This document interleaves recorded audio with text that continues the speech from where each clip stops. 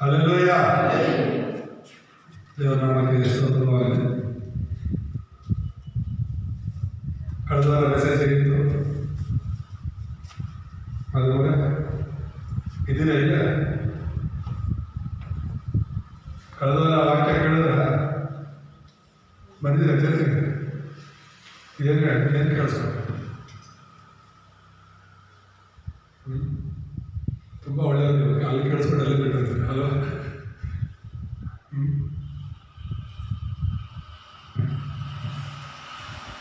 ಈ ಜನರು ಯಾಕೆ ಸಂತೋಷವಾಗಿದ್ದಾರೆ ಅಂತ ಎಲ್ಲೋ ನಾನು ಕೊನೆಯಲ್ಲಿ ಇದ್ದುಕೊಂಡೆ ಬೋರ್ಡ್ ಮೇಲೆ ಬರೋದೆಲ್ಲ ಓದ್ಕೊಂಡು ಕೂತಿದ್ದೆ. ಜನರು ಯಾಕೆ ಸಂತೋಷವಾಗಿದ್ದಾರೆ ಅಂತ ಹೇಳ್ಬಿಟ್ಟು ಹೇಳಿದ್ರು. ನೀವು ಸಂತೋಷವಾಗಿದ್ದೀರಲ್ಲ, ಅದಕ್ಕೆ ನಿಮ್ಗೆ ಅದು ಬೇಕಾಗಿಲ್ಲ ಅನ್ಸುತ್ತೆ. ತುಂಬ ಮುಖ್ಯವಾದ ಸಂದೇಶ ಅದು. ಈ ಲೋಕದಲ್ಲಿರೋ ಜನ ಎಲ್ಲ ಸಂತೋಷವಾಗಿಲ್ಲ. ಅವ್ರ ಒಂದು ವೇಳೆ ಆಸ್ತಿ, ಹಣ, ಅಂತಸ್ತು, ಒಳ್ಳೆಯ ಕುಟುಂಬ, ಒಳ್ಳೆಯ ಉದ್ಯೋಗ ಇದ್ದುಕೊಂಡು ಹೊರಗಡೆ ನೋಟಕ್ಕೆ ಚೆನ್ನಾಗಿದ್ದಾರೆ, ಸಂತೋಷವಾಗಿದ್ದಾರೆ ಅಂತ ನಾವು ಅನ್ಸ್ಬೋದು. ಅದೆಲ್ಲ ನಿಜವಾದ ಸಂತೋಷ. ಅದು ಶಾಶ್ವತವಾದ ಸಂತೋಷನೂ ಅಲ್ಲ. ಲೋಕದಲ್ಲಿ ಸಿಗುವಂತಹ ಸಂತೋಷ ಅದು ಶಾಶ್ವತವಾಗಿ ಇರೋದಿಲ್ಲ. ಯೇಸು ಕ್ರಿಸ್ತನಲ್ಲಿ ಸಿಗೋ ಸಂತೋಷನೇ ಅದು ಶಾಶ್ವತ. ಹಲ್ಲೆಲೂಯ. ಅದಕ್ಕೋಸ್ಕರನೇ ಜನರು ದೇವರ ಜೊತೆಯಲ್ಲಿದ್ದಾಗ ಮಾತ್ರನೇ ಸಂತೋಷವಾಗಿರೋಕ್ಕಾಗಲ್ಲ, ಸೈತನ ಜೊತೆಯಲ್ಲಿದ್ದಾಗಲ್ಲ. ಇದನ್ನು ನಾವು ಅರ್ಥ ಮಾಡಿಕೊಂಡು ಈಗ ಓದ್ವಾರ ವಾರ ನಾವು ಮರ್ತೋಗ್ತೀವಿ ಅಂದ್ರೆ ಈಗ ಎಲ್ಲೋದು ನಮ್ಗೆ ಅರ್ಥ ಇರುತ್ತೆ. ಯಾವಾಗಿಂದ ನಮ್ಮ ಬೇರೆಯವ್ರಿಗೆ ಹೇಳೋದು ನಾವೇನಕ್ಕೆ ಯೇಸು ನಂಬಿದ್ದೀವಿ ಅಂತ ನಾವು ಅರ್ಥ ಮಾಡ್ಕೊಳ್ಳಿಲ್ಲ ಅಂದರೆ ಅದನ್ನು ಹೇಗೆ ನಾವು ಇನ್ನೊಬ್ಬರಿಗೆ ಹೇಳ್ತೀವಿ?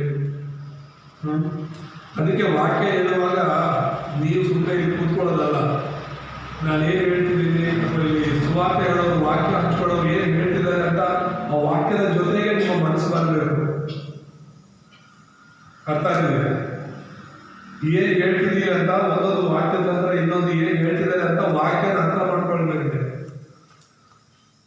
ಇನ್ನು ನಾವಿಲ್ಲಿ ಕೂತ್ಕೊಂಡು ಏನೋ ಯೋಚನೆ ಮಾಡ್ತಾ ಕೂತ್ಕೊಂಡ್ರೆ ನಿಜವಾಗ್ಲೂ ದೇವರ ಕೃಪೆನ ನಾವು ಹೊಂದ್ಕೊಳಕ್ ಆಗೋದಿಲ್ಲ. ಸಭೆಗೆ ಬರೋದ್ರಿಂದ ನಿಮ್ಗೆ ಬಿಡುಗಡೆ ಸಿಗಲ್ಲ.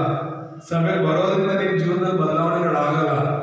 ಬದಲಾವಣೆ ಆಗೋದು ದೇವರ ಕೃಪೆನ ಹೊಂದ್ಕೊಳ್ಳೋದು, ದೇವರ ಆಶೀರ್ವಾದ ಹೊಂದ್ಕೊಳ್ಳೋದು ಯಾವಾಗ ಅಂದ್ರೆ ದೇವರನ್ನ ಆತ್ಮಿಕ ರೀತಿಯಲ್ಲಿ ಸತ್ಯಕ್ಕೆ ಆರಾಧಿಸುವಾಗ, ವಾಕ್ಯವನ್ನು ಪೂರ್ಣ ಹೃದಯದಿಂದ ಕೇಳಿಸ್ಕೊಂಡು ಅಂಗೀಕರಿಸ್ಕೊಳ್ಳುವಾಗ.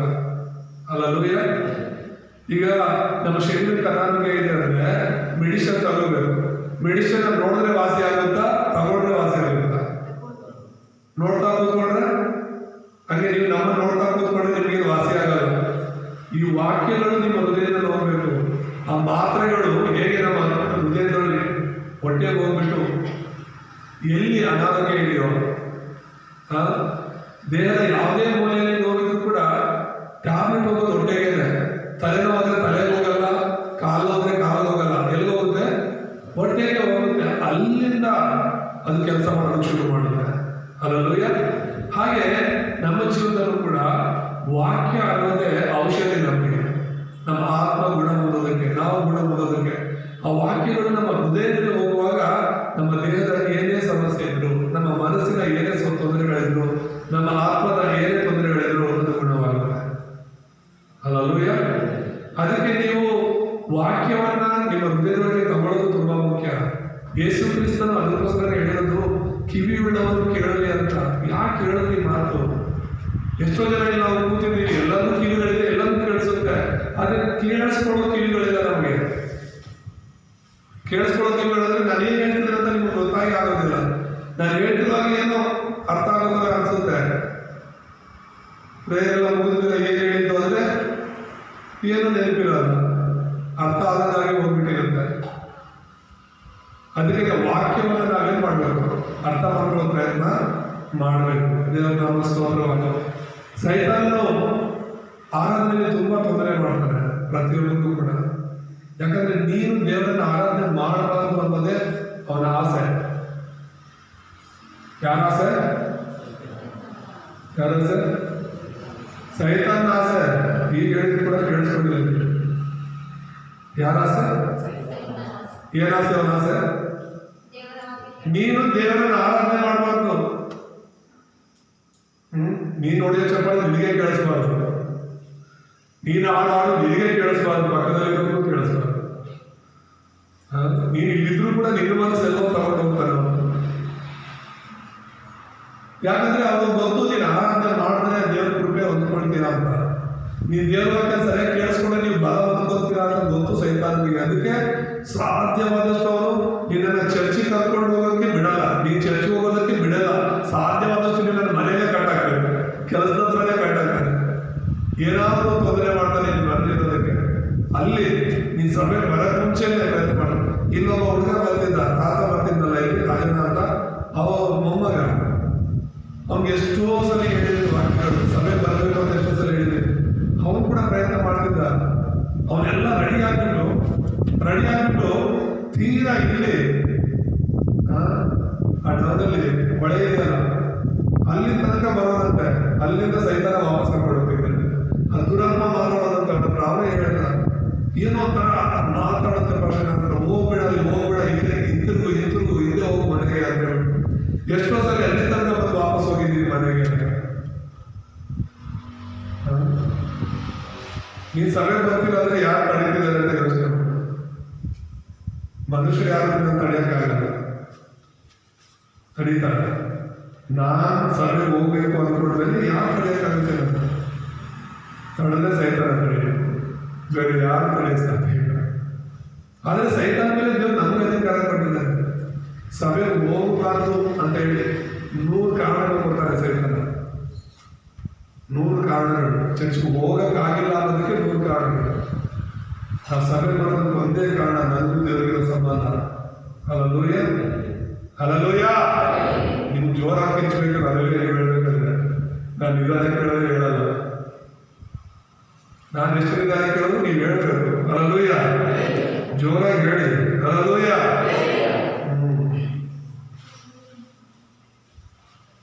ಏನ್ ಹೇಳ್ತಿದ್ದೀನಿ ನಾನಿಂದ? ವಾಕ್ಯದ ಕಡೆ ಗಮನ ಕೊಡೋದು ತುಂಬಾ ಮುಖ್ಯ. ವಾಕ್ಯವೇ ದೇವರು.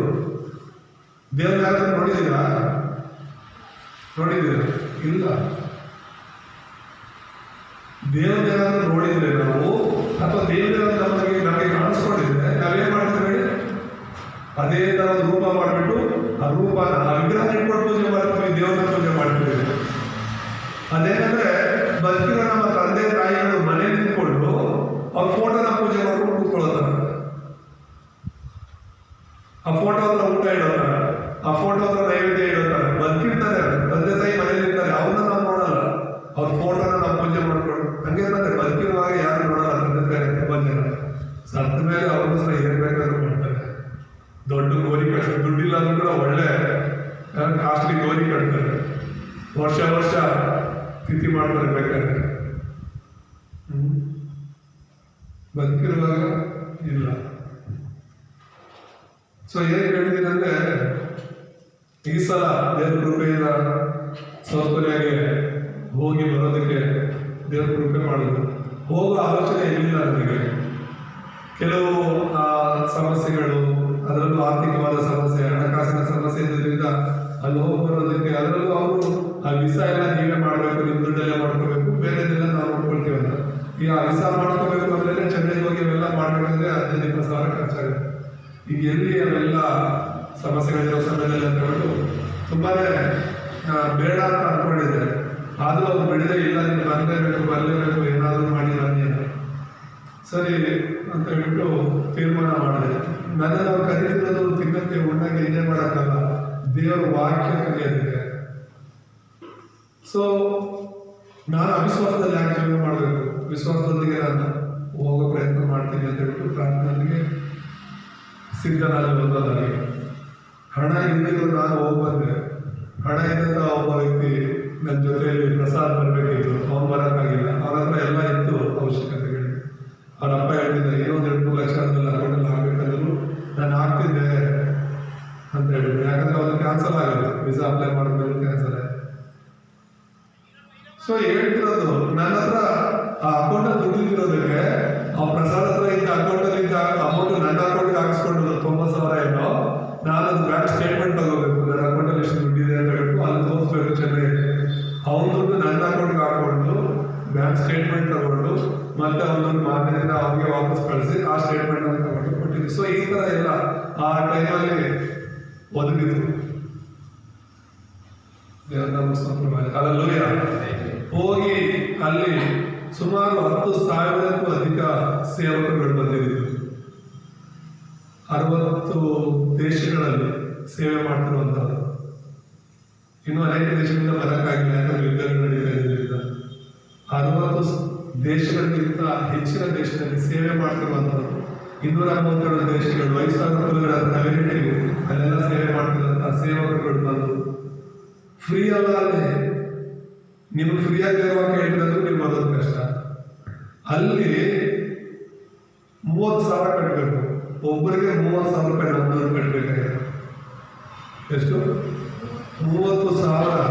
3 ದಿನ ಮೀಟಿಂಗ್ಗೆ 30,000 ಅಂದರೆ ದಿನಕ್ಕೆ 10,000 ರೂಪಾಯಿ ಕಟ್ಟಿ ಅಲ್ಲಿ ಅವ್ರ ಮೀಟಿಂಗ್ ಬರೋದು. 10,000 ಜನ, ಜಾಗ ಇಲ್ಲ ಅಲ್ಲಿ ಪಾರ್ಕ್ ಮಾಡೋದಕ್ಕೆ. ರೆಕಾರ್ಡ್ ಮಾಡ್ಕೊಂಡಿದ್ದೀನಿ ನಾನು, ಕಾರ್ಗಳು ನಿಲ್ಲಿಸಿರೋದಿಲ್ಲ, ಜಾಗನೇ ಇಲ್ಲ. ಒಳಗಡೆ ಕೂತ್ಕೊಳ್ಳೋ ಜಾಗ ಇಲ್ಲ, ದುಡ್ಡು ಕಟ್ಬಿಟ್ಟು ಹೊರಗಡೆ ಮರಗಳ ಕಡೆ ಕೂತ್ಕೊಂಡು ವಾಕ್ಯ ಕೇಳಿಸ್ಕೊಂಡಿದ್ದಾರೆ. ದುಡ್ಡು ಕೊಟ್ಬಿಟ್ಟು ಆ ಮೈನ್ ಹಾಲೆಲ್ಲ ತುಂಬೋಗಿದ್ರೆ ಬೇರೆ ಬೇರೆ ಹಾಲ್ಗಳು ಏನಿದೆ ಅಲ್ಲಿ, ಆ ಕ್ಲಾಸ್ ರೂಮ್ಗಳು ಅದು ಇದು ಅಂತ ಹೇಳ್ಬಿಟ್ಟು, ಈಗ RTS ಅದು ಇದೆಲ್ಲ ಐತೆ ಬೈಬಲ್ ಕಾಲೇಜ್, ಆ ರೂಮ್ಗಳಲ್ಲಿ ಸ್ಕ್ರೀನ್ ಮೇಲೆ ಅಷ್ಟು ದೂರ ದೇಶದಿಂದ ಬಂದು ಕೂಡ ಯಾರು ಫಸ್ಟ್ ಬುಕ್ ಮಾಡ್ಕೊತಾರೋ ಅವ್ರಿಗೆ ಒಳಗಡೆ ಮೈನ್ ಹಾಲಲ್ಲಿ ಸಿಗೋದು ಸೀಟು ರಿಸರ್ವ್ ಮಾಡ್ಕೊಂಡಿರೋರಿಗೆ.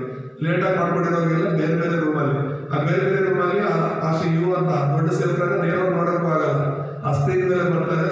ಅಷ್ಟು ದೂರದಿಂದ ಬಂದು ದುಡ್ಡು ಕೊಟ್ಟು ರಿಜಿಸ್ಟರ್ ಮಾಡಿಕೊಂಡು ಸ್ಕ್ರೀನ್ ಮೇಲೆ ಅವ್ರು ನೋಡ್ಕೊಂಡು ಹೋಗ್ತಾರೆ. ಇವಾಗ ಕೇಳಿಸ್ಕೊಂಡು ಅಲ್ಲೂಯ ಎಷ್ಟು ಖುಷಿಯಾಗಿ ಒಂಥರ ದೊಡ್ಡ ಇಲ್ಲ ಜಾತ್ರೆಗಳು ನಡೆದಾಗ ತಿಂದು ಕುಡ್ಕೊಂಡು ಜಾತ್ರೆ ಮಾಡ್ತಾರಲ್ಲ, ಆದರೆ ಅಲ್ಲಿ ದೇವ ಸೇವಕಗಳೆಲ್ಲ ಒಟ್ಟಾಗಿ ಬಂದು ವಾಕ್ಯವನ್ನು ಕೇಳಿಸ್ಕೊಂಡು ಅಷ್ಟು ಖುಷಿಯಾಗಿ ದೇವರನ್ನ ಆರಾಧನೆ ಮಾಡ್ತಾರೆ.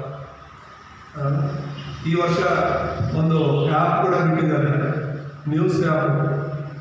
ಎಲ್ಲ ಈಗ ನ್ಯೂಸ್ ಬರುತ್ತಲ್ಲ ಆ್ಯಪ್ಗಳು ಅಥವಾ TV ಚಾನೆಲ್ಗಳಲ್ಲಿ, ಆ ಥರ ಸತ್ಯಸುವಾರ್ತೆ ಒಂದು ಆ್ಯಪ್ ಮಾಡಿದ್ದಾರೆ. ಇಡೀ ಪ್ರಪಂಚದಲ್ಲಿ ಎಲ್ಲೆಲ್ಲಿ ಸೇವೆಗಳು ನಡೀತಾ ಇದೆ, ಎಲ್ಲೆಲ್ಲಿ ಏನೇನು ಅಂತ ಸಾಕ್ಷಿಗಳಿದೆಯಲ್ಲ, ಸೇವೆಗಳ ಸಾಕ್ಷಿ ನಾವೆಲ್ಲ ಅದರಲ್ಲಿ ಬರ್ತಾ ಇರ್ತೀವಿ.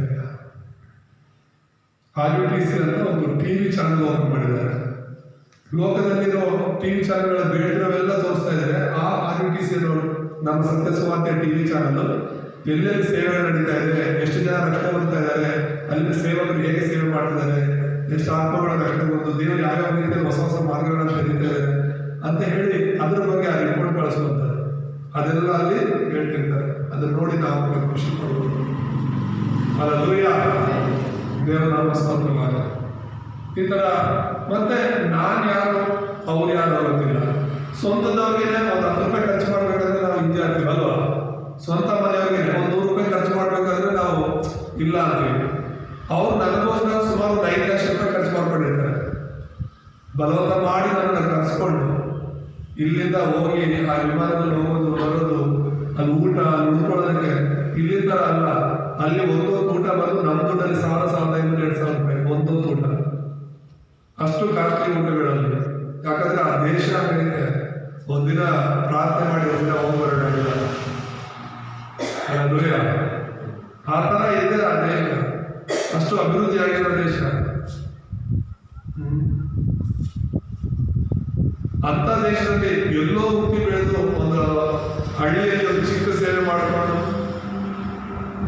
ಇರೋ ನನ್ನನ್ನು ದೇವರಲ್ಲಿ ಕರ್ಕೊಂಡು ಹೋಗಿ ಕರ್ಕೊಂಡು ಬರ್ತಿರ್ಬೇಕಾದ್ರೆ ಆ ಫ್ಲೈಟಲ್ಲಿ ಕೂತ್ಕೊಂಡು ಎಷ್ಟೋ ಸಲ ಹೋಗಿದ್ದೀನಿ. ಆದ್ರೂ ಹೇಳ್ತಿರೋದು ಅನುಭವನ ಹೇಳ್ಬೇಕು ಅನಿಸ್ತಿರೋದಕ್ಕೆ. ಇಷ್ಟು ದಿನ ಆ ಮೇಘಗಳೆಲ್ಲ ನಮ್ಮ ತಲೆ ಮೇಲೆ ಹಾರಾಡ್ತಾ ಇರುತ್ತೆ.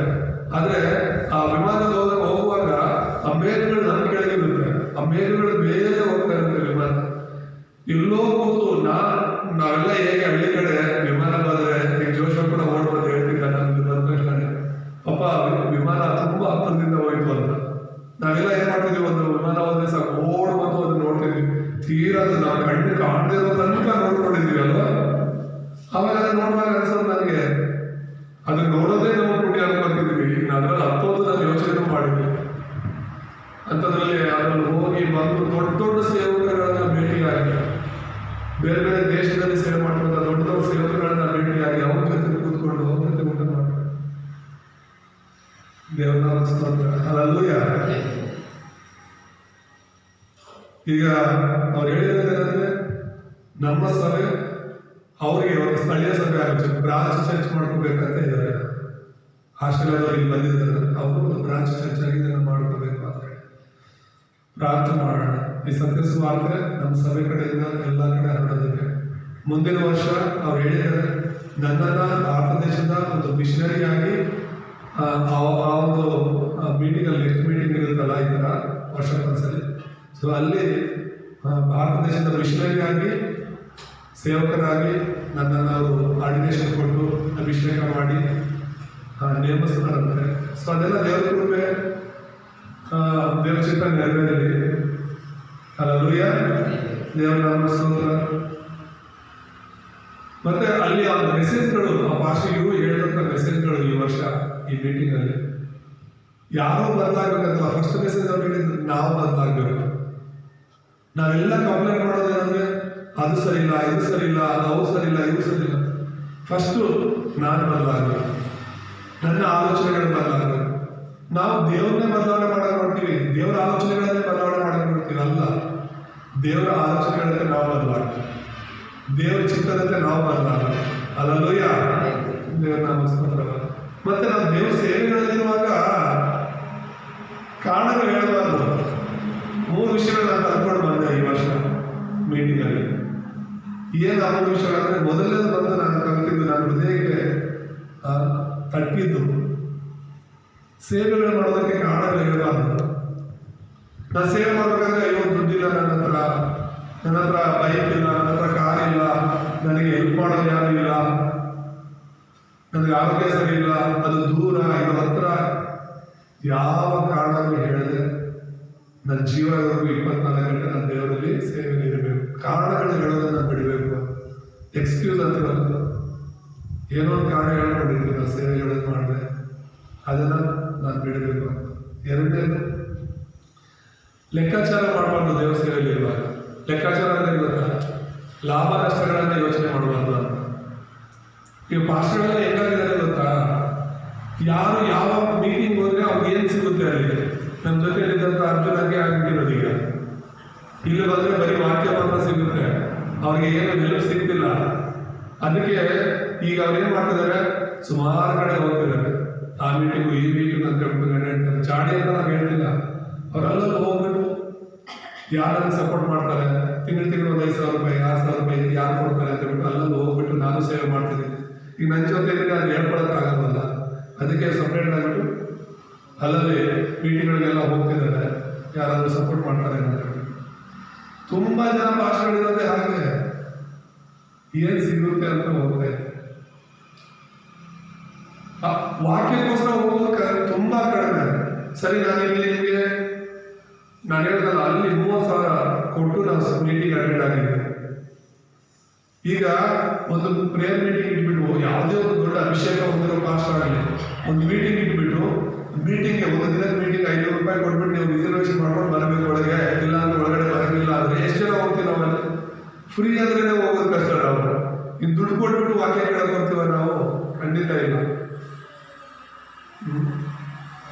ಈ ಎಲ್ಲ ಮೀಟಿಂಗ್ಗಳಿಗೆ ಹೋಗ್ತಾರಲ್ಲ, ನಾನು ಯಾವ ಮೀಟಿಂಗ್ ಹೋಗಲ್ಲ. ನೀವೇ ನೋಡಿರ್ತೀರ, ಯಾವ ಪಾಸ್ಟರ್ ಮೀಟಿಂಗ್ಗಳಿಗೆ ಹೋಗಲ್ಲ. ಹೋದ್ರೆ ನಮ್ಮ ಕೋಟೆ ಫೆಲೋಶಿಪ್ ಹೋಗೋದು ಏನಕ್ಕಂದ್ರೆ, ಅದು ನಾವೆಲ್ಲ ಒಂದೇ ಜಾಗದಲ್ಲಿ ಇರೋದ್ರಿಂದ ಒಂದು ಐಕ್ಯತೆಗೋಸ್ಕರ ಅಲ್ಲಿ ಹೋಗ್ತೀವಿ ಬಿಟ್ಟರೆ ಬೇರೆ ಅಲ್ಲಿ ಹೋಗಿ ನಾವೇ 100 ರೂಪಾಯಿ ಕೊಟ್ಟು ಬರಬೇಕು. ತಿಂಗಳು 200 ರೂಪಾಯಿ ಕೊಟ್ಟು ಅದನ್ನು ಕಲೆಕ್ಟ್ ಮಾಡಿ ಅದರಿಂದ ನಾವೆಲ್ಲಾದ್ರೂ ಕ್ರಿಸ್ಮಸ್ ಇನ್ನೊಂದು ಮಾಡೋದಕ್ಕೆ ಬೇಕಾಗುತ್ತೆ. ಅಲ್ಲೇ ನಮಗೇನು ಸಿಗಲ್ಲ. ಮತ್ತೆ ತಿಂಗಳು ಒಂದ್ಸಲ ಒಬ್ಬ ಪಾಸ್ಟು ಅಡುಗೆ ಮಾಡಿಸ್ಬೇಕಲ್ಲ ಬರೋದ್ರಿಂದ ಒಂದೊಂದು ತಿಂಗಳು ಆ ಥರ ಅಲ್ಲಿ ಖರ್ಚು ನಾವೇ ಮಾಡಬೇಕು. ಅಲ್ಲಿಂದ ನಮಗೇನು ಲಾಭ ಇಲ್ಲ, ಒಂದು ಅನ್ಯೂನ್ಯತೆಗೋಸ್ಕರ ಅಲ್ಲ. ಆದರೆ ಬೇರೆ ಎಷ್ಟೋ ಜನ ಕರೀತಾ ಇರ್ತಾರೆ, ಅಲ್ಲಿ ಬಾ 2,000 ಕೊಡ್ತಾರೆ, 1,000 ಕೊಡ್ತಾರೆ, ಹೆಲ್ಪ್ ಮಾಡ್ತಾರೆ ಅಂತ. ನನಗೆ ಯಾಕೋ ಅವತ್ತಿಂದ ಕೂಡ ಇಷ್ಟ ಇಲ್ಲ. ಕೆಲವು ಸಲ ನಾನು ಬಲಹೀನನಾಗಿ ಎಲ್ಲಾದ್ರೂ ಹೋಗೋಣ, ಏನಾದ್ರು ಸಪೋರ್ಟ್ ಸಿಗ್ಲಿ, ಕಷ್ಟ ಆಗ್ತಿದೆಯಲ್ಲ ಜೀವನ ನಡೆಸೋದು ಅಂತ. ಅದು ನಾನು ಹೋಗೋ ಕಡೆ ಸಪೋರ್ಟ್ ಮಾಡೋದು ಇರಲ್ಲ, ಸಪೋರ್ಟ್ ಕೇಳೋದೇ ಇರ್ತಾರೆ. ನನಗೆ ಗೊತ್ತಿಲ್ಲ ದೇವ್ರ ಚಿತ್ರ. ದೇವ್ರು ದೊಡ್ಡದಾಗಿ ಇಟ್ಟಿರ್ತಾರೆ, ನಾವು ಚಿಕ್ಕದಾಗಿ ಯೋಚನೆ ಮಾಡ್ತಿರ್ತೀವಿ. ದೇವ್ರ ಸಮಯ ಬರೋ ಮುಂಚೆ ನಾವು ಮೋಸ ಹೋಗ್ತೀವಿ ಸೈತಾನದಿಂದ. ಸೊ ನಾವು ಲೆಕ್ಕಾಚಾರ ಬಿಡಬೇಕು, ಅಥವಾ ಲಾಭ ನಷ್ಟ ಬಿಡಬೇಕು. ನನಗೇನು ಸಿಗುತ್ತೆ ಅಲ್ಲಿ ಹೋದ್ರೆ, ಈ ಚರ್ಚ್ಗೆ ಹೋದ್ರೆ ನನಗೇನು ಸಿಗುತ್ತೆ, ಆ ಚರ್ಚ್ಗೆ ಹೋದ್ರೆ ನನಗೇನು ಸಿಗುತ್ತೆ. ಕೆಲವು ಚರ್ಚೆಲ್ಲ ಅಷ್ಟೇ. ಈಗ ಇಲ್ಲಿ ಭಾರತೀಪುರದಲ್ಲಿ ಒಂದು ಸಭೆ ಇದೆ, ಅಲ್ಲಿ ಹೋಗೋರಿಗೆ ಏನೋ ಒಂದು 5 kg ಅಕ್ಕಿ ಕೊಡ್ತಾರಂತೆ, ಕ್ರಿಸ್ಮಸ್ ಹಬ್ಬ ಬಂದ್ರು ಸೀರೆ ಕೊಡ್ತಾರಂತೆ ವಯಸ್ಸಾಗಿರೋರಿಗೆ, ವಿಧವೆಯರಿಗೆ. ಈ ತರ ಎಲ್ಲ ಮಾಡಿದಾಗ ಹೋಗ್ತಾರೆ. ಅವ್ರು ಕೊಡೋದು ನಿಲ್ಲಿಸ್ಬಿಡ್ಲಿ, ಅವರು ಚರ್ಚ್ ಹೋಗೋದು ನಿಲ್ಲಿಸ್ಬಿಡ್ತಾರೆ ಅಲ್ವಾ? ಹೌದಾ ಅಲ್ವಾ? ಈಗ ಯಾರು ಕೊಡೋ ತನಕನೇ ಹೋಗ್ತಾರೆ. ಇನ್ಮೇಲೆ ಕೊಡಕ್ಕಾಗಲ್ಲ ಅಂದ್ರೆ ಅವರು ನಾವಿನ್ಮೇಲೆ ಬರಕ್ಕಾಗಲ್ಲ ಅಂತಾರೆ. ನಮ್ಮ ಸಭೆ ಬರ್ತಿರೋರು ವಾಕ್ಯಕ್ಕೋಸ್ಕರ ಬರೋರು, ದೇವರಿಗೋಸ್ಕರ ಬರೋರು. ಅಲ್ಲೂಯ್ಯ. 3 ನಿಮಿಷ ನಾವು ಕಲ್ತಿದ್ದು ನಾವು ದೇವರಿಗೋಸ್ಕರ ಸೇವೆ ಮಾಡ್ಬೇಕಾಗಿರೋದು. ಅಂದ್ರೆ ಈಗ ಗಂಡ ಹೆಂಡತಿ ಸಂಬಂಧ ಇದೆ ಅಂದ್ರೆ ಆ ಸಂಬಂಧಕ್ಕೋಸ್ಕರ ತಾನೇ ನಾವು ಜೀವನ ಮಾಡ್ತೀವಿ. ಆ ಒಂದು ಸಂಬಂಧದಿಂದಲೇ ನಾವು ಪೋಷಿಸ್ತೀವಿ ಒಬ್ರಿಗೊಬ್ರು.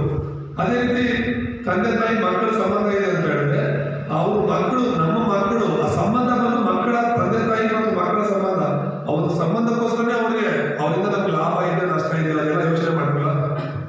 ನಮ್ಮ ಮಕ್ಕಳಿಂದ ಲಾಭ ಸಿಗುತ್ತಾ ನಷ್ಟ ಸಿಗುತ್ತಾ ಅಂತ ಯೋಚನೆ ಮಾಡಿ ನಾವೇನಾದ್ರೂ ಅವ್ರನ್ನ ನೋಡ್ಕೊಳ್ತೀವ? ಇಲ್ಲ. ಅವ್ರು ನನ್ನ ಮಕ್ಕಳು ಅನ್ನೋ ಒಂದು ಕಾರಣಕ್ಕೆ ಅವ್ರಿಗೆಲ್ಲದೂ ನಾವು ಮಾಡ್ತೀವಿ. ಹಾಗೆ ವಯಸ್ಸಾದ್ಮೇಲೆ ಇವ್ರು ನನ್ನ ತಂದೆ, ಇವ್ರು ನನ್ನ ತಾಯಿ ಅಂತ ಹೇಳ್ಬಿಟ್ಟು ಆ ಸಂಬಂಧದಿಂದಲೇ ನಾವು ಅವ್ರನ್ನ ನೋಡ್ಕೊಳ್ತೀವಿ. ಇದರಲ್ಲಿ ಲೆಕ್ಕಾಚಾರ ಮಾಡಿದ್ರೆ ಹೇಗೆ? ಹಾಗೆ ನನಗೂ ದೇವರು ತಂದೆ ಮಗನ ಸಂಬಂಧ. ಅಲ್ಲೂಯ್ಯ. ಇದನ್ನೇ ನಾವಿಲ್ಲಿ ನೋಡ್ತಾ ಇರೋದು. ಶಿಷ್ಯರ ಬಂದು ಕೇಳ್ತಾರೆ, ಏನ್ ಪ್ರಾರ್ಥನೆ ಮಾಡ್ಬೇಕು, ನಾವು ಪ್ರಾರ್ಥನೆ ಮಾಡೋದು ಗೊತ್ತಿಲ್ಲ, ಹೇಗೆ ಪ್ರಾರ್ಥನೆ ಮಾಡ್ಬೇಕು ಕಲಿಸ್ಕೊಡೋದು ಹೇಳಿದಾಗ 2ನೇ ವಚನದಲ್ಲಿ ಅವ್ರಿಗೆ ಯೇಸುಸ್ವಾಮಿ ಹೇಳ್ತಾರೆ, ತಂದೆಯೇ ನಿನ್ನ ನಾವು ಪರಿಶುದ್ಧವೆಂದು ಎಣಿಸಲ್ಪಡದೆ. ಏನಂತ ಹೇಳ್ತಿರೋದು? ಎಲ್ಲರೂ ಹೇಳಿ, ತಂದೆಯೇ ಅಂತ. ಏನಂತ? ಏನಂತ? ತಂದೆಯೇ ಅಂತ ಹೇಳ್ತಿದ್ದಾರೆ. ಯಾರಂತ ದೇವರು ನಮಗೆ? ಯಾರು ನಮಗೆ ದೇವರು? ಹೇಳಿ ಬಾಯ್ಬಿಟ್ಟು. ತಂದೆ ಯಾರು? ಯೇಸು ಸ್ವಾಮಿ ಹೇಳ್ಕೊಟ್ಟಿರೋ ಪ್ರಾರ್ಥನೆ ತಂದೆಯೇ ಅಂತ. ಹಳೆ ಒಡಂಬಡಿಕೆಯಲ್ಲಿ ಈ ಸಂಬಂಧಗಳನ್ನು ನಾವು ನೋಡ್ತಾ ಇಲ್ಲ. ದೇವರನ್ನ ತಂದೆ, ಅಪ್ಪ, ತಂದೆ ಅಂತ ಕರೆದಿರೋದು ನಾವು ನೋಡಲ್ಲ. ಹೊಸ ಒಡಂಬಡಿಕೆಯಲ್ಲಿ ಯೇಸು ಸ್ವಾಮಿ ಏನೋ ದೇವರು, ಅವ್ರು ಸರ್ವಶಕ್ತರು, ಅವ್ರು ಪರಿಶುದ್ಧರು, ಭಯಂಕರರು, ಅವ್ರ ಹತ್ರಕ್ಕೂ ನಾವು ಹೋಗಕ್ಕಾಗಲ್ಲ, ಅವ್ರ ಜೊತೆ ನಾವು ಮಾತಾಡಕ್ಕಾಗಲ್ಲ, ಅವ್ರ ಜೊತೆ ನಾವು ಸಂಬಂಧ ಇಟ್ಕೊಳಕ್ಕಾಗಲ್ಲ ಅಂತ ಅಲ್ಲ ಯೇಸು ಹೇಳ್ಕೊಟ್ಟಿದ್ರು. ಅವ್ರು ನಿನ್ನ ತಂದೆ ಆಗಿದ್ದಾರೆ. ಆ ತಂದೆ ಹತ್ರ ಮಕ್ಕಳು ಹೇಗೆ ಓಡೋಗಿ ಏನ್ ಬೇಕಾದ್ರೂ ಹೇಳ್ಕೊಂತಾರೋ, ಏನ್ ಬೇಕಾದ್ರೂ ಕೇಳ್ತಾರೋ, ಹಾಗೆ ನಾವು ತಂದೆ ಹತ್ರ ಕೇಳ್ಬೋದು. ನಿನ್ನನ್ನು ಸೃಷ್ಟಿ ಮಾಡಿರೋದು ದೇವರು, ನಿನ್ನನ್ನು ಹುಟ್ಟಿಸಿರೋದು ನಿನ್ನ ತಂದೆ ಅಂತ ಹೇಳಿದ್ರೆ, ನಿನ್ನ ಸೃಷ್ಟಿ ಮಾಡಿರೋದು ನಿನ್ನ ಎಷ್ಟು ದೊಡ್ಡ ದೇವರ ತಂದೆ ಆಗಿದೆ. ಅಲ್ಲೂಯ್ಯ. ಹಾಗಾಗಿ ಈ ತಂದೆ ಮಗಳ ಸಂಬಂಧ ನಮ್ಗಿರೋದು ನಮಗೂ ದೇವರಿಗೆ. ನಾವು ದೇವ್ರಿಗೆ ಹೋಗೋದಕ್ಕೆ, ದೇವ್ರು ಪ್ರಾರ್ಥನೆ ಮಾಡೋದಕ್ಕೆ, ದೇವ್ರ ಕಾಣಿಕೆ ಕೊಡೋದಕ್ಕೆ, ದೇವ್ರಿಗಾಗಿ ಸೇವೆ ನೋಡೋದಕ್ಕೆ ನನಗೇನ್ ಲಾಭ, ನನಗೇನ್ ನಷ್ಟ ಆಗುತ್ತೆ ಅನ್ನೋದೆಲ್ಲ ಯೋಚನೆ ಮಾಡ್ಬೇಕಾದ್ರೆ ನೀನ್ ಏನ್ ಬಿತ್ತಿದ್ರು ಅದು ನೀನೇ ಬಿತ್ತೀಯ. ದೇವ್ರಿಗೋಸ್ಕರ ನೀನೇನ್ ಮಾಡ್ತೀವೋ ಅದು ನಿನಗೇ ಸಲ್ಲುತ್ತೆ. ಅಲ್ಲೂಯ್ಯ. ಇಲ್ಲೇನೋ ನಾನು ಅವ್ರಿಗೋಸ್ಕರ ಕೆಲಸ ಮಾಡ್ತೀನಿ, ಇವ್ರಿಗೋಸ್ಕರ ಕೆಲಸ ಮಾಡ್ತೀನಿ ಅಂತ ಅಲ್ಲ. ನಾವೆಲ್ಲರೂ ಸೇರಿ ದೇವರು ಕೆಲಸ ಮಾಡ್ಬೇಕಾದ್ರೆ ಅಲ್ಲೂಯ್ಯ. ದೇವ್ರಿಗೋಸ್ಕರ ಜೀವಿಸ್ಬೇಕು, ದೇವ್ರಿಗೋಸ್ಕರ ನಾವು ಸೇವೆ ಮಾಡಬೇಕು. ದೇವರ ನಾಮ ಸ್ತೋತ್ರವಾಗಲಿ. ಸೊ ವಾಕ್ಯ ಬರೋಣ, ಸಮಯ ಆಯಿತು. ಇವತ್ತಿನ ವಾಕ್ಯ ಬಂದು ನಗರಿ ಗೊತ್ತಿ. ಇವತ್ತಿನ ವಾಕ್ಯ ಭಾಗದಲ್ಲಿ ನಾವು ನೋಡ್ತಾ ಇದ್ದೀವಿ. ಲೂಕ 11:1-13 ಪ್ರಾರ್ಥನೆ ಬಗ್ಗೆ ಯೇಸು ಸ್ವಾಮಿ ಹೇಳ್ತಾ ಇದ್ದಾರೆ. ಅದು ಬರೀತಿಲ್ವ?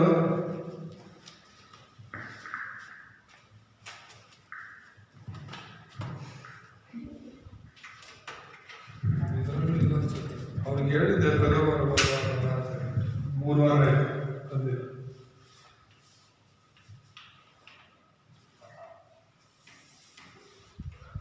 ಪ್ರಾರ್ಥನೆ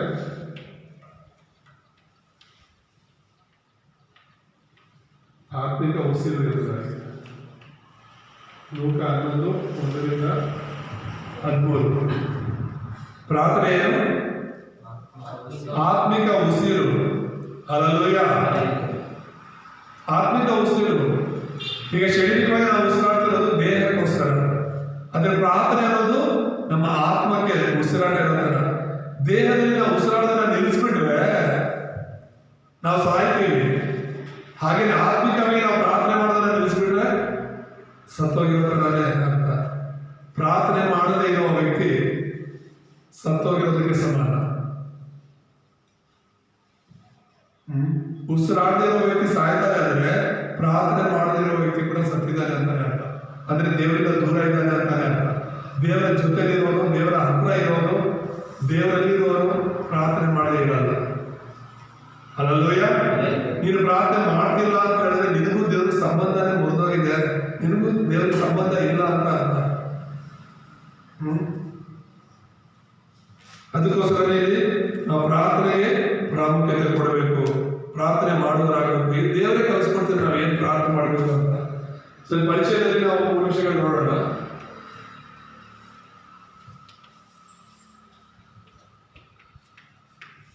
ತ್ರಿಕಾಲ ಪ್ರಾರ್ಥನೆ ಎಂಬುದಾಗಿ ಕೀರ್ತನೆಗಳಲ್ಲಿ ನಾವು ನೋಡ್ತೇವೆ. 55:17 ಕೀರ್ತನೆ 55:17 ತ್ರಿಕಾಲದಲ್ಲಿ ನಾವು ಪ್ರಾರ್ಥಿಸಬೇಕು ಎಂಬುದಾಗಿ ಅಲ್ಲಿ ಹೇಳೋದನ್ನ ನಾವು ನೋಡ್ತೇವೆ. 3 ಕಾಲಗಳು, ಬೆಳಗ್ಗೆ, ಹಗಲು, ರಾತ್ರಿ. ಸೊ ಈ 3 ಕಾಲಗಳಲ್ಲಿ ಪ್ರಾರ್ಥನೆ ಮಾಡೋದನ್ನ ನಾವು ಕಲಿಬೇಕು ಅಂತ ಹೇಳಿ ಏನಕ್ಕೆ ಅಂತ ಹೇಳಿದ್ರೆ, ಈ ಒಂದು ಬೆಳಗಿನ ಪ್ರಾರ್ಥನೆ ಪುನಃಸ್ಥಾಪನೆ ಎಂಬುದಾಗಿ ನಾವು ನೋಡ್ತೇವೆ. ಎಲ್ಲವನ್ನ ನಾವು ಪುನಃಸ್ಥಾಪನೆ ಮಾಡಬೇಕು, ಎಲ್ಲವನ್ನ ಮತ್ತೆ ಹೊಸ. ಈಗ ದಿನ ಎಲ್ಲ ನಾವು ಕೆಲಸ ಮಾಡಿರ್ತೀವಿ, ಹೌದಾ? ಆ ಕೆಲಸ, ಈ ಕೆಲಸ, ಅಲ್ಲೋಗೋದು, ಇಲ್ಲೋಗೋದು, ಬರೋದು. ರಾತ್ರಿ ಮಲಗ್ತೀವಿ. ಮಲಗೋದ್ರಿಂದ ಏನು ಪ್ರಯೋಜನ ಹೇಳಿ? ಏನಕ್ಕೆ ಮಲಗಬೇಕು ನಾವು ರಾತ್ರಿ? ನಿದ್ರೆ ಮಾಡಕ್ಕೆ. ಏನಕ್ಕೆ ಮಲಗ್ತೀವಿ ರಾತ್ರಿ ಹೊತ್ತು? ಇಷ್ಟು ವರ್ಷದಿಂದ ಮಲಗ್ತಿದ್ದೀರ ಗೊತ್ತಿಲ್ಲ. ನಮ್ಮ ಬಲವನ್ನ ಮತ್ತೆ ಹಿಂಪಡೆಯೋದಕ್ಕೆ, ಮರುಸ್ಥಾಪನೆ ಮಾಡೋದಕ್ಕೆ. ಈಗ ಎಲ್ಲ ಕೆಲಸ ಮಾಡಿರ್ತೀವಿ, ರಾತ್ರಿ ಮಲಗುವಾಗ ಯಾವಾಗ ನಿದ್ರೆ ಮಾಡ್ಬಿಟ್ಟು ಸುಸ್ತಾಗ್ಬಿಟ್ಟಿರುತ್ತೆ, ಆಗಲ್ಲ ನಮ್ಮ ಕೈ ಯಾವ ಕೆಲಸ ಮಾಡೋಕ್ಕೆ. ಹೋಗ್ಬಿಟ್ಟು ನಾವು ನಿದ್ರೆ ಮಾಡಿ ಬೆಳಗ್ಗೆ 8 ತನಕ ಮತ್ತೆ ಹೊಸ ಬಲ ಆಗುತ್ತೆ. ಅಲ್ಲಲ್ವೇ? ಈಗ ನೀವು ಬೆಳಗಿನ ಸಂಜೆ ತನಕ ಹೋಗ್ಬಿಟ್ಟು ಕೆಲಸ ಮಾಡ್ತಾರೆ ಅನ್ಕೊಳ್ಳಿ, ತೋಟದಲ್ಲಿ, ಜಮೀನಲ್ಲಿ. ನೀವು ಹಂಗೇನೆ ರಾತ್ರಿ ಹೊತ್ತು ಮಾಡಿ ಅಂದ್ರೆ ಮಾಡೋಕ್ಕಾಗುತ್ತಾ?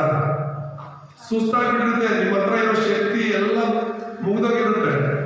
ಮತ್ತೆ ನೀವು ರಾತ್ರಿ ಹೊತ್ತು ಒಂದು 5-6 ಗಂಟೆ ಹೊತ್ತು ಮಲಗಿದ ತಕ್ಷಣ ನಿಮ್ಮ ಬಲ ಮತ್ತೆ ಹಿಂಪಡಿತೀರ. ಮತ್ತೆ ನೀವು ಬೆಳಗ್ಗೆ ಎದ್ದ ತಕ್ಷಣ ಮತ್ತೆ ಹೊಸ ಬಲದೊಂದಿಗೆ, ಹೊಸ ಚೈತನ್ಯದೊಂದಿಗೆ ಕೆಲಸಕ್ಕೆ ಹೋಗ್ತೀರಿ. ಹಾಗೆ ಬೆಳಗ್ಗೆ ಹಾಗೆಲ್ಲ ನೀವು ಅಲ್ಲಿ ಇಲ್ಲಿ ಹೋಗ್ತೀರಾ, ಪ್ರಾರ್ಥನೆ ಮಾಡ್ತೀರಾ, ಬೇರೆ ಕೆಲಸಗಳು ಮಾಡ್ತಿರ್ತೀರಾ. ಬೆಳಗ್ಗೆ ಎದ್ದ ತಕ್ಷಣ ಪ್ರಾರ್ಥನೆಯೊಂದಿಗೆ ಮತ್ತೆ ನೀವು ಆತ್ಮಿಕವಾದ ಬಲವನ್ನು ಹೊಂದ್ಕೋಬೇಕು. ಶಾರೀರಿಕವಾಗಿ ಹೇಗೆ ನಿಮಗೆ ಬಲ ಅವಶ್ಯಕತೆ ಇದೆಯೋ, ಆತ್ಮಿಕವಾಗಿ ದೇವರಾಗಿ ಸಾಕ್ಷಿ ಆಗಿರೋದಕ್ಕೂ ಬಲ ಬೇಕು. ಅದು ಎಲ್ಲಿ ಸಿಗುತ್ತೆ? ಪ್ರಾರ್ಥನೆಯಲ್ಲಿ ಸಿಗುತ್ತೆ. ಹಲ್ಲೆಲೂಯಾ. ಮತ್ತೆ ಎರಡನೇದಾಗಿ ಹಗಲೆಲ್ಲ ಕೂಡ ನಾವು ಪ್ರಾರ್ಥನೆ ಮಾಡೋರಾಗಬೇಕು. ಯಾಕೆ ಪ್ರಾರ್ಥಿಸಬೇಕು ಹಗಲೆಲ್ಲ? ಸರಿ, ರಾತ್ರಿ ಪ್ರೇಯರ್ ಮಾಡಿದ್ದೀರಾ, ಬೆಳಗ್ಗೆ ಪ್ರೇಯರ್ ಮಾಡಿದೀವಲ್ಲ, ಸಾಕಲ್ಲ ಅನ್ಕೊಂಡ್ರೆ ಅಲ್ಲ. ಹಗಲೆಲ್ಲ ನಾವು ಎಲ್ಲೇ ಹೋದ್ರು, ಏನೇ ವಿಷಯಗಳನ್ನ ನೋಡಿದ್ರು, ಅದೇ ಏನೇ ನೋಡಿದ್ರು, ಎಲ್ಲೇ ಹೋದ್ರು ನಾವೇನ್ ಮಾಡ್ಬೇಕು? ಪ್ರಾರ್ಥನೆ ಮಾಡೋದಾಗಬೇಕು. ಹಲ್ಲೆಲೂಯಾ. ಯಾಕಂದ್ರೆ ಪ್ರಾರ್ಥನೆ ಮಾಡಿದ್ರೆ ನಾವು ಹೋಗೋ ಕಡೆ ಎಲ್ಲ ಜಯಿಸೋದಕ್ಕೆ ಸಾಧ್ಯ ಆಗುತ್ತೆ. ಸಮಸ್ಯೆಗಳು ಎದುರಾಗ್ತಾ ಇರುತ್ತೆ ನಮಗೆ, ಪ್ರಾರ್ಥನೆಯೊಂದಿಗೆ ನಾವು ಹೋಗಿಲ್ಲ ಅಂದ್ರೆ ಜಯಿಸಕ್ಕಾಗಲ್ಲ. ಹಾಗಾಗಿ ನಾವೆಲ್ಲ ಪ್ರಾರ್ಥನೆ ಮಾಡೋರಾಗಿ ಇರಬೇಕು. ಮತ್ತೆ ರಾತ್ರಿ ಪ್ರಾರ್ಥನೆ ಬಗ್ಗೆ ನಾವು ನೋಡ್ತೇವೆ. ರಾತ್ರಿ ಪ್ರಾರ್ಥನೆ ಕೂಡ ತುಂಬಾ ಮುಖ್ಯ. ಮೇಲುಂದ್ರೆ ಈ ಪ್ರಾರ್ಥನೆ ಮೂಲಕ ನಾವು ಒಂದು ಸಾಕ್ಷಿಯಾಗಿ, ಬೇರೆಯವರಿಗಿಂತ ನಾವು ಸಾಕ್ಷಿಯಾಗಿ ಜೀವಿಸಬೇಕು ಅಂತ. ಎಲ್ಲರಂತೆ ಅಲ್ಲ, ಎಲ್ಲರಿಗಿಂತ ವಿಶೇಷವಾದ ವ್ಯಕ್ತಿಯಾಗಿ ನಾವು ಇರಬೇಕು ಅಂದ್ರೆ ಪ್ರಾರ್ಥನೆಯ ಜೀವಿತದಲ್ಲಿ ನಾವು ಕಳೀಬೇಕು. ಹಲ್ಲೆಲೂಯಾ. ಮುಖ್ಯ ಸಂದೇಶವನ್ನು ನಾವು ನೋಡೋಣ.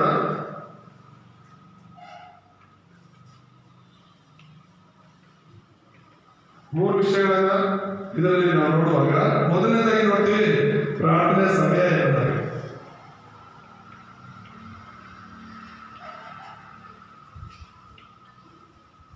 ಪ್ರಾರ್ಥನೆಯ ಸಮಯ 24 ಗಂಟೆಗಳು.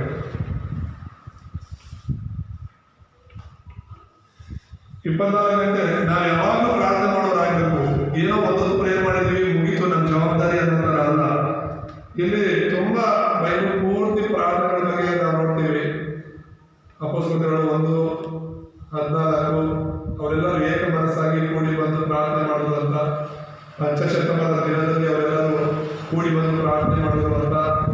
ಮತ್ತೆ ಸೇವೆಗಳಿಗಾಗಿ ಕಳಿಸುವಾಗ ಅವರೆಲ್ಲರೂ ಕೂಡಿ ಒಂದು ಪ್ರಾರ್ಥನೆ ಮಾಡೋದು ಅಂತ ಹೇಳ್ಬಿಟ್ಟು ನಾವು ನೋಡ್ತೀವಿ. ಅಪೊಸ್ತಲರು ಒಂದೊಂದಾಗಲಿ ಅವರೆಲ್ಲ ಏನ್ ಮನಸ್ಸಾಗಿ ಕೂಡಿ ಬರ್ತಾರೆ. ಇಲ್ಲಿ ಪಂಚಶತಮಾನದಲ್ಲಿ 15 ದೇಶದ ಜನರು ಕೂಡಿ ಬಂದು ಪ್ರಾರ್ಥನೆ ಮಾಡ್ತಾರೆ. ಇಲ್ಲಿ ಅಪೊಸ್ತಲಗಳಲ್ಲಿ ಪೌಲನನ್ನ ಅವರ ಟೀಮನ್ನ ಕಳಿಸಬೇಕು ಅದರ ಸೇವೆಗಾಗಿ ಅವರೆಲ್ಲರೂ ಉಪವಾಸ ಪ್ರಾರ್ಥನೆಗಳು ಮಾಡ್ತಾರೆ. ಯಾಕಂದ್ರೆ ಅವ್ರಿಗೆ ಗೊತ್ತು ಪ್ರಾರ್ಥನೆ ಮಾಡದೆ ಕಾರ್ಯಗಳು ನಡೆಯಲ್ಲ ಅಂತ. ನಿಮ್ಮ ಜೀವನದಲ್ಲಿ ಸಮಸ್ಯೆಗಳಿರುತ್ತೆ, ಕಷ್ಟಗಳಿರುತ್ತೆ, ನೀವೇನ್ ಮಾಡ್ತೀರಾ ಗೊತ್ತಾ? ಅದ್ರ ಬಗ್ಗೆ ಚಿಂತೆ ಮಾಡ್ಕೊಂಡು ಕೂತಿರ್ತೀರ. ಇದನ್ನ ಹೇಗೆ ನಾನು ಪರಿಹಾರ ಮಾಡೋದು, ಯಾರ ಹತ್ರ ಹೋಗ್ಲಿ, ಯಾರ ಹತ್ರ ಹೆಲ್ಪ್ ಕೇಳಲಿ ಅಂತ ಹೇಳ್ಬಿಟ್ಟು ದೇವರನ್ನ ಬಿಟ್ಟು ಬೇರೆ ಎಲ್ಲ ಯೋಚನೆ ಮಾಡ್ತೀರ. ನಾನು ದೇವ್ರ ಬಳಿಗೆ ಹೋಗ್ಬೇಕು, ದೇವ್ರ ಹತ್ರ ಪ್ರಾರ್ಥನೆ ಮಾಡ್ಬೇಕು, ದೇವ್ರನ್ನ ಒಪ್ಪಿಸ್ಕೊಡ್ಬೇಕು ಅನ್ನೋದು ಮಾತ್ರ ನಾವು ಮಾಡೋದು. ಯಾಕಂದ್ರೆ ನಮ್ಗೆ ನಂಬಿಕೆ ಇರಬೇಕು, ನಮ್ಗೆ ನಂಬಿಕೆ ಇರಬೇಕು. ಆಗ್ಲೇ ಯೇಸುಸ್ವಾಮಿ ಹೇಳ್ಕೊಟ್ಟಿದ್ದು, ನಿನಗೆ ದೇವರು ತಂದೆಯಾಗಿದ್ದಾರೆ. ಈಗ ನನಗೆ ತಂದೆ ಇರುವಾಗ ನಾನು ಇನ್ನೊಬ್ಬರ ಹತ್ರ ಯಾವಾಗ ಸಹಾಯ ಕೇಳಲಿ? ನಿಮ್ಗೆ ಏನಾದ್ರು ಕಷ್ಟ ಅಂತ ಬಂದ್ರೆ, ಈಗ ನಿಮ್ಮ ಮಕ್ಕಳಿಗೆ ಏನಾದ್ರು ಕಷ್ಟ ಬಂದ್ರೆ ನಿಮ್ಮ ಹತ್ರ ಬರ್ತಾರ, ಬೇರೆ ಹತ್ರ ಹೋಗ್ತಾರ ಅವರು ಸಹಾಯ ಕೇಳಿದ್ರೆ? ಅವರ ತಂದೆ ಹತ್ರ ಅವ್ರು ಹೋಗ್ತಾರೆ. ನಮ್ಮೆಲ್ಲರ ತಂದೆ ದೇವರಾಗಿರುವಾಗ ಮೊದಲು ನಾವು ಹೋಗ್ಬೇಕಾಗಿರೋದು ದೇವರ ಹತ್ರ. ಹಲ್ಲೆಲೂಯಾ. ಸೊ ಪ್ರಾರ್ಥನೆ ತುಂಬಾ ಮುಖ್ಯವಾಗಿ. ಎರಡನೇದಾಗಿ ನಾವು ನೋಡುವಾಗ ಪ್ರಾರ್ಥನೆ ಮುಖ್ಯ ನಿಜ, ಆದ್ರೆ ಎಂತ ಪ್ರಾರ್ಥನೆ, ಪ್ರಾರ್ಥನೆ ವಿಷಯಗಳೇನು?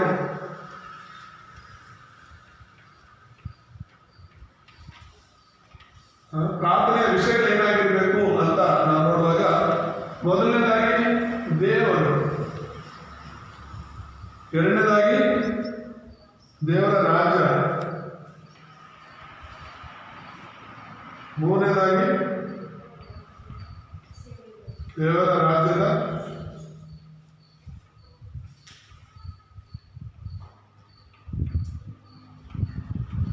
ರಾಜ್ಯದ ಸೇವೆಗಳು ಇರ್ತದೆ. ಇಲ್ಲಿ ಹೇಳ್ತಿರೋದು ಯೇಸುಸ್ವಾಮಿ ಹೇಳ್ಕೊಡ್ತಿರೋದೆಲ್ಲ ನಿನ್ನ ನಾಮವು ಪರಿಶುದ್ಧವೆಂದು ಎಣಿಸಲ್ಪಡಲಿ ಅಂತ. ದೇವರು ಇರಬೇಕು ಪ್ರಾರ್ಥನೆಯಲ್ಲಿ, ದೇವರ ನಾಮನ ನಾವು ಮಹಿಮೆಪಡಿಸಬೇಕು. ನಾವು ಪ್ರಾರ್ಥನೆ ಮಾಡುವಾಗೆಲ್ಲ ದೇವರ ನಾಮ ಮಹಿಮೆಪಡಿಸಬೇಕು. ಮತ್ತೆ ಇಲ್ಲಿ ನಾವು ಭೂಲೋಕದಲ್ಲಿದ್ದೀವಿ, ಸೈತಾನನ ರಾಜ್ಯ ನಮ್ಮನ್ನು ಆಳ್ವಿಕೆ ಮಾಡ್ತಾ ಇದೆ, ಸೈತಾನ ನಮ್ಮನ್ನು ಆಳ್ವಿಕೆ ಮಾಡ್ತಾ ಇದ್ದಾರೆ. ಅದಕ್ಕೆ ದೇವರ ರಾಜ್ಯ ನಮ್ಮ ಮೇಲೆ ಬರುವಂತೆ ಪ್ರಾರ್ಥನೆ ಮಾಡಬೇಕು. ಬೇರೆ ಪ್ರಾರ್ಥನೆಗಳ ಅವಶ್ಯಕತೆ ಇಲ್ಲ. ನಿಜವಾಗ್ಲೂ ನಾವೆಲ್ಲ ರೂಢಿ ಮಾಡ್ಕೋಬೇಕು. ಅನೇಕ ವಿಷಯಗಳನ್ನ ಪ್ರಾರ್ಥನೆ ಮಾಡಿಕೊಂಡು ಕಣ್ಣೀರಿಟ್ಕೊಂಡು ಓಡಾಡ್ಕೊಂಡು ನಾವು ದೇವರ ಹತ್ರ ಬಲಹೀನವಾಗಿ ಪ್ರಾರ್ಥನೆ ಮಾಡ್ತೀವಲ್ಲ, ಆ ಪ್ರಾರ್ಥನೆಗಳನ್ನೆಲ್ಲ ಬದಲಾಯಿಸಬೇಕು. ನಾವು ಬೇರೆ ಪ್ರಾರ್ಥನೆ ಏನು ಮಾಡೋಬೇಡ. ದೇವರೇ ನಿನ್ನ ನಾಮ ಪರಿಶುದ್ಧವೆಂದು ಎಣಿಸಲ್ಪಡಲಿ, ದೇವರೇ ನಿನ್ನ ರಾಜ್ಯ ನನ್ನ ಮೇಲೆ ಬರಲಿ, ನಿನ್ನ ಪರಿಶುದ್ಧ ಆತ್ಮನ ನನ್ನ ಮೇಲೆ ಬರಲಿ, ನಿನಗೋಸ್ಕರ ಸಾಕ್ಷಿಯಾಗಿ ಜೀವಿಸಲು ನನಗೆ ಬಲ ಕೊಡು ಅಂತ ಹೇಳ್ಬಿಟ್ಟು ಈ ಪ್ರಾರ್ಥನೆ ಮಾಡಿದ್ರೆ ಸಾಕು. ನಿನ್ನ ಜೀವನದಲ್ಲಿ ಬೇರೆ ಎಲ್ಲವೂ ಕೂಡ ಆವಾಗ ಸರಿ ಹೋಗುತ್ತೆ. ನೀನು ಬೇಕಿರೋದೆಲ್ಲ ದೇವ್ರು ಕೊಡ್ತಾರೆ. ದೇವ್ರು ಗೊತ್ತಿಲ್ವಾ ನಿನಗೆ ಏನ್ ಬೇಕು ಅಂತ? ಪ್ರತಿಯೊಂದು ಕೂಡ ದೇವ್ರ ಹತ್ರ ಹೇಳ್ಕೊಂಡು ಹತ್ಕೊಂಡು ಕೂತ್ಕೊಳ್ಳೋದಲ್ಲ. ಫಸ್ಟು ದೇವ್ರಿಗೆ ಏನ್ ಬೇಕಂತ ನೋಡು, ದೇವ್ರು ನಿನ್ನಿಂದ ಏನ್ ಬಯಸ್ತಿದ್ದಾನಂತ ನೋಡು. ನಿನಗೆ ಬೇಕಿರೋದು ಏನಂತ ದೇವ್ರಿಗೆ ಗೊತ್ತು. ಅದು ನೀನು ಪ್ರಾರ್ಥನೆ ಮಾಡಿಲ್ಲ ಕೊಡ್ತಾನೆ ನಿನಗೆ. ಯಾಕಂದ್ರೆ ವಾಕ್ಯದಲ್ಲಿ ದೇವರು ತನ್ನ ಮಕ್ಕಳಿಗೆ ನಿದ್ರೆಯಲ್ಲೂ ಕೂಡ ಆಹಾರ ಒದಗಿಸ್ತಾನೆ ಅಂತ ಕೀರ್ತನೆಯಲ್ಲಿ. ನಿದ್ರೆಯಲ್ಲಿ ಕೂಡ ನಿದ್ರೆಯಲ್ಲಿ ನೀನು ಪ್ರಾರ್ಥನೆ ಮಾಡ್ತೀಯಾ? ಇಲ್ಲ. ಸೊ ಯಾವಾಗ ನಿನಗೆ ಏನ್ ಬೇಕಂತ ದೇವ್ರಿಗೆ ಗೊತ್ತು. ಆದ್ರೆ ನಿನಗೆ ಗೊತ್ತಾ ದೇವ್ರು ಏನಾದ್ರು ಎದುರು ನೋಡ್ತಿದ್ದಾರೆ ನಿನ್ನಿಂದ ಅಂತ? ದೇವ್ರಿಗೆ ಇಷ್ಟವಾಗೋದನ್ನ ನೀನು ಮಾಡು, ದೇವ್ರಿಗೆ ಬೇಕಾಗಿದ್ದನ್ನ ನೀನು ಮಾಡು. ನಿನ್ನ ಪ್ರಾರ್ಥನೆಗಳಲ್ಲಿ ಈ ವಿಷಯಗಳು ಇರಬೇಕು ಅಂತ ಹೇಳ್ತಿದ್ದಾರೆ. ಹಲ್ಲೆಲೂಯಾ. ಮತ್ತೆ ಮೂರನೇದಾಗಿ ನಾವು ನೋಡುವಾಗ ಪ್ರಾರ್ಥನೆ ಹಿನ್ನೆಲೆ ಎಂಬುದಾಗಿ.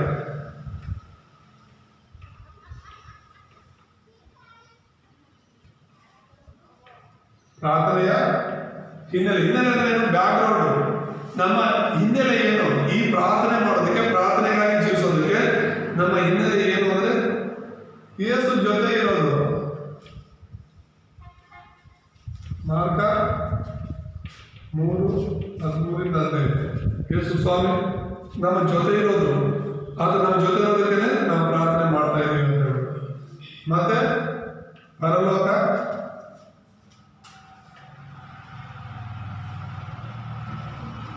ಭೂಲೋಕದ ಅಧಿಕಾರ ಯೇಸು ಸ್ವಾಮಿ ಹೆಸರಲ್ಲಿದೆ.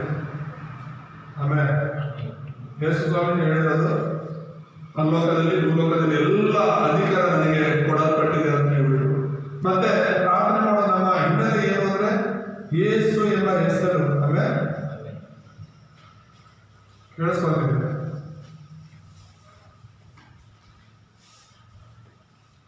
ಯೇಸು ಎಂಬ ಹೆಸರು ಎಂಬುದಾಗಿ 11ನೇ ಅಧ್ಯಾಯ, ಯೋಹಾನ ಸುವಾರ್ತೆ 11ನೇ ಅಧ್ಯಾಯ 23-24 ನಾವು ನೋಡುವಾಗ, ನನ್ನ ಹೆಸರಲ್ಲಿ ನೀವು ಏನು ಕೇಳಿಕೊಂಡು ಕೂಡ ಕೊಡ್ತೇನೆ ಅಂತ ಹೇಳಿದ್ರು. ನೀನು ಪ್ರಾರ್ಥನೆ ಮಾಡೋದಕ್ಕೆ ನಿನ್ನ ಹಿನ್ನೆಲೆ ಏನು? ದೇವರು ನಿನ್ನ ಜೊತೆ ಇರೋದು. ಆತರ ವಾಕ್ಯಗಳನ್ನ ನೀನು ನಂಬಬೇಕು. ಯೇಸುವಿನ ವಾಕ್ಯಗಳನ್ನ ನಂಬಬೇಕು. ನಾನು ನಿನ್ನ ಜೊತೆ ಇರ್ತೀನಿ, ಯುಗದ ಸಮಾಪ್ತಕ್ಕೂ ನಿನ್ನ ಜೊತೆ ಇರ್ತೀನಿ ಅಂತ ಹೇಳಿದ್ಮೇಲೆ, ನಾನು ನಿನ್ನೆಂದೂ ಕೈ ಬಿಡೋದಾದ ಮೇಲೆ ನೀನು ಅದನ್ನು ನಂಬಬೇಕು. ಅವಿಶ್ವಾಸದಲ್ಲಿ ಜೀವನ ಮಾಡಬಾರದು. ಅವಿಶ್ವಾಸ ಕೊಡೋದು, ಅಪನಂಬಿಕೆ ಕೊಡೋದು ಸೈತಾನ. ನಿನ್ನಲ್ಲಿ ದೇವರಲ್ಲಿ ನಿನ್ನಲ್ಲಿ ನಂಬಿಕೆಯನ್ನ ಕಳೆದು ಹೋಗುವಂತೆ ಮಾಡೋದು ಸೈತಾನ. ನೀನು ಯಾವಾಗಲೂ ದೇವರನ್ನ ನಂಬಬೇಕು, ಯಾರನ್ನು ನಂಬಿಲ್ಲ ಅಲ್ಲೂಯ. ಸೊ ಆ ಪರಲೋಕ ಭೂಲೋಕದ ಅಧಿಕಾರದೊಂದಿಗೆ ದೇವರು ನಮ್ಮ ಜೊತೆ ಇದ್ದಾರೆ. ಮೂರನೇದಾಗಿ, ಯೇಸು ಎಂಬ ಹೆಸರು ನಮಗೆ ಕೊಡಲ್ಪಟ್ಟಿದೆ. ಇವತ್ತು ಸೈತಾನ ಎಲ್ಲ ತರದ ಸಮಸ್ಯೆಗಳು ಪರಿಹಾರ ಆಗೋದಕ್ಕೆ ಒಂದೇ ಒಂದು ಹೆಸರಿಂದ ಸಾಧ್ಯ. ಆ ಹೆಸರಾದ್ರು ಯೇಸು. ಅಲ್ಲೂಯ. ಯೇಸು ಹೆಸರಲ್ಲಿ ಪ್ರಾರ್ಥಿಸುವಾಗ ಕಾರ್ಯಗಳು ನಡೆಯುತ್ತೆ. ನಿನಗೆ ನಂಬಿಕೆಯಲ್ಲಿ ಪ್ರಾರ್ಥನೆ ಮಾಡಿದ್ರೆ ಕಾರ್ಯಗಳನ್ನು ಅನುಭವಿಸಕ್ಕಾಗಲ್ಲ. ನಂಬಿ ಪ್ರಾರ್ಥನೆ ಮಾಡಿ. ನಂಬಿಕೆಯಲ್ಲಿ ಗಂಟೆ ಕೂತ್ಕೊಂಡು ಪ್ರಾರ್ಥನೆ ಮಾಡಿದ್ರೆ ಏನು ಪ್ರಯೋಜನ? ಯೇಸು ಎಂಬ ಹೆಸರು, ಅದರ ಅಧಿಕಾರವುಳ್ಳ ಹೆಸರು. ಈಗ ಸಿದ್ದರಾಮಯ್ಯ ಅಂತ ಅದಕ್ಕೊಂದು ಅಧಿಕಾರ ಇದೆ. ಯಾಕಂದ್ರೆ ಅವ್ರು CM. ಈಗ ಅವ್ರ ಹೆಸರು ನಾವೇನಾದ್ರು ಅವ್ರು ಲೆಟರ್ ಕೊಟ್ಬಿಟ್ಟು ಹೋಗಿ ಇಂಥವ್ರು ಕೊಡೋದು ಕೆಲಸ ಆಗುತ್ತೆ ಅಂದ್ರೆ ಆಗಲ್ವಾ? ಆಗುತ್ತಾ ಇಲ್ವಾ? ಆಗುತ್ತೆ. ಯಾಕಂದ್ರೆ ಈಗ ಅವರು CM. ಹಾಗೇನೆ ಮೋದಿ ಇದ್ದಾರೆ ನಮ್ಮ ದೇಶದಲ್ಲಿ. ಈಗ ಮೋದಿ ಪ್ರಧಾನಮಂತ್ರಿ ಆಗಿದ್ದಾರೆ. ಅವ್ರು ಲೆಟರ್ ಕೊಟ್ಬಿಟ್ಟು ಹೋಗಿ ನೀನು ಇಂಥ ಕೆಲಸ ಸೇರ್ಕೊ ಹೋಗು, ಇಲ್ಲ ಇಂಥ ಹೋಗಿಬಿಟ್ಟು ಒಂದಿಷ್ಟು ಅಮೌಂಟ್ ಕೇಳು, ಇಲ್ಲ ಈ ಥರ ಒಂದು ಕೆಲಸ ಮಾಡ್ಕೊಟ್ಟು ಹೋಗು ಅಂತ ಅವ್ರು ಲೆಟರ್ ಬರ್ಕೊಟ್ಬಿಟ್ರೆ ಅದನ್ನು ನಾವು ತಗೊಂಡೋಗಿ ಕೊಟ್ಟರೆ ಅದು ಕಾರ್ಯ ನಡೆಯುತ್ತೆ. ಮೋದಿ ಹೆಸರು, ಮೋದಿ ಸೈನ್ ಅದಿರುತ್ತೆ. ಏನಿರುತ್ತೆ? ಏನಿರುತ್ತೆ? ಸೈನ್ ಇರುತ್ತೆ. ಹೆಸರು ಬಂದಿರ್ತಾರೆ.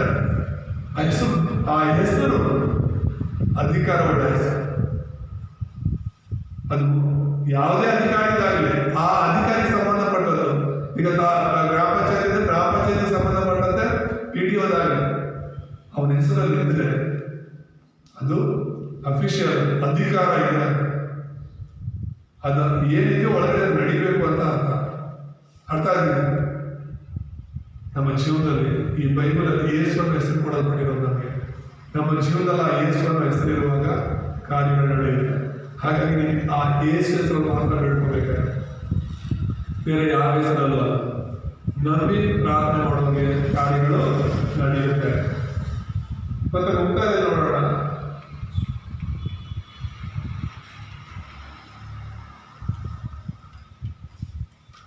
ಮೂರು ವಿಷಯಗಳು ನಾವು ಯಾವಾಗಲೂ ನೆನಪಲ್ಲಿ ಇಟ್ಕೋಬೇಕಾಗಿರೋದು ಏನಂದ್ರೆ, ನಾನು ಆಗ ಹೇಳಿದ ತೀರ್ಮಾನ ಮಾಡಿದ್ದೀನಿ ನಾನು ಅಂತ ಹೇಳ್ಬಿಟ್ಟು ಅದನ್ನ ನಿಮ್ಮ ಹತ್ರ ಹಂಚ್ಕೋಬೇಕು ಅಂತ ಹೇಳ್ಬಿಟ್ಟು.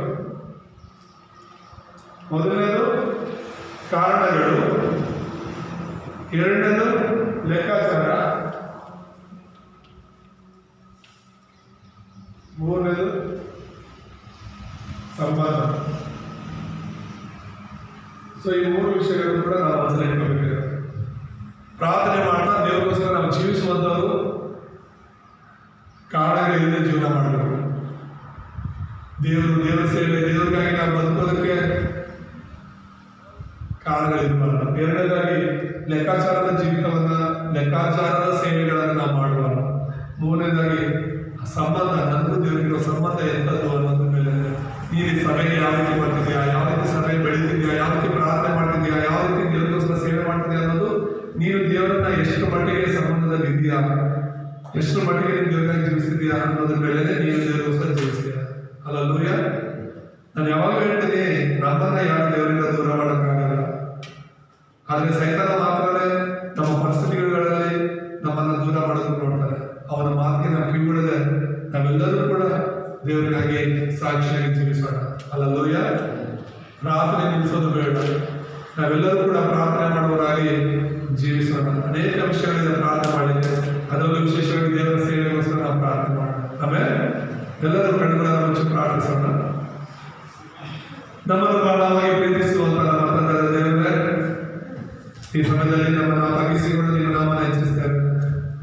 ನಾವೆಲ್ಲರೂ ರೀತಿಯಾಗಿ ಕೂಡಿ ಬಂದು ಪ್ರಾರ್ಥನೆ ಆತ್ಮಿಕ ಉಸಿರು ಎಂಬುದಾಗಿ ವಾಕ್ಯದ ಮೇಲೆ ಧ್ಯಾನ ಮಾಡುವಂತೆ ಕೃಪೆ ತೋರಿಸಬೇಕಾಗಿ ಪ್ರಾರ್ಥಿಸುವವರಾಗಿ ನಾನು ಜೀವಿಸಲು, ಪ್ರಾರ್ಥನೆಯ ಒಂದು ವಿಷಯಗಳನ್ನು ಸರಿಯಾಗಿ ಹಿಡಿದುಕೊಂಡು ಪ್ರಾರ್ಥಿಸಲು, ನಮ್ಮ ಹಿನ್ನೆಲೆಯನ್ನು ಅರಿತವರಾಗಿ ನಾವು ಪ್ರಾರ್ಥಿಸಲು ಸರ್ ಕೂಡಿ ಬಂದಿರುವಂಥವರ ಮತ್ತು ಈ ಒಂದು ಯೂಟ್ಯೂಬ್ ಮೂಲಕ ನೋಡುವಂಥ ಎಲ್ಲರೂ ನಮ್ಮ ಮಕ್ಕಳನ್ನು ನಿಮ್ಮ ಆತ್ಮನಿಂದ ತುಂಬಿಸಿ ನಡೆಸಿ ಯೇಸುವಿನ ಹೆಸರಲ್ಲಿ ನಾವು ಜೀವಿಸಲು ಪ್ರಾರ್ಥಿಸಲು ಸಹ ಕ್ರಿಸ್ತನ ಯೇಸುವಿನ ತಂದೆ ಆಮೇಲೆ